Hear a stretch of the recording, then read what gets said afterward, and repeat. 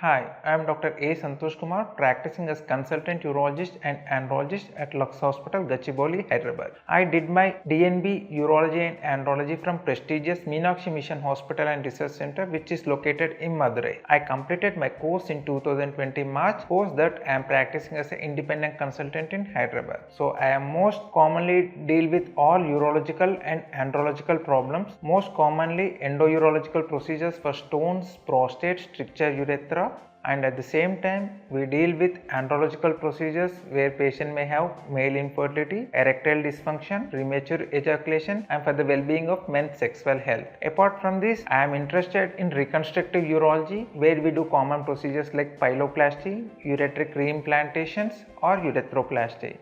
In addition to this, I focus most commonly on urogynecology procedures where patients may have recurrent urinary tract infections or stress urinary incontinence, and uro-oncological procedures where patient may have genitourinary malignancies like kidney cancer, bladder, prostate or external genitalia like penile or testicular malignancies.